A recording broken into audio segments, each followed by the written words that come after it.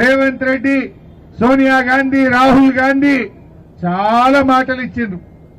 SC ST declaration అని చేవెళ్లలో బహిరంగ సభ పెట్టి అనేక హామీలు గుప్పించారు.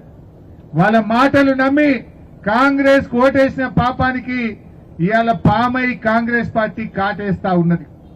ఎందుకు ఈ మాట అంటున్నా? చేవెళ్ల డిక్లరేషన్ లో అప్పుడు ఏం చెప్పిందో మీ అందరికీ తెలుసు.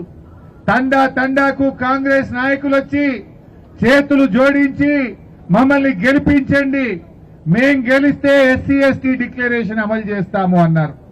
కానీ గెలిచినాక ఏం చేసిండ్రు?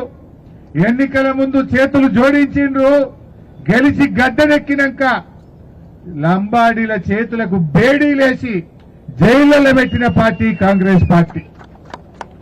ఏమడిగిండ్రు మా లంబాడీలు?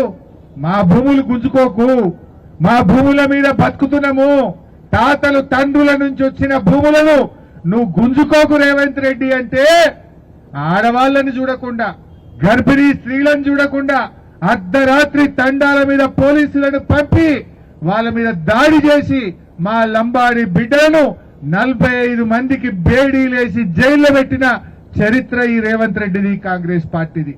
మర్చిపోతామా? నువ్వు చెప్పిందేంది? ఎస్సీ ఎస్టీ డిక్లరేషన్ లో ఆనాడు మీరు గుర్తు తెచ్చుకోండి, కేసీఆర్ గారు మాటిచ్చి ఆడపిల్ల పెళ్లికి ₹1,00,000 ఇస్తా అంటే కళ్యాణ లక్ష్మి కింద ₹1,00,000 ఇచ్చిండు. ముందు ఆ పథకం ప్రారంభమైందే మా ఎస్టీల కోసం, మా గిరిజనుల కోసమే కేసీఆర్ కళ్యాణ లక్ష్మి పెట్టిండు.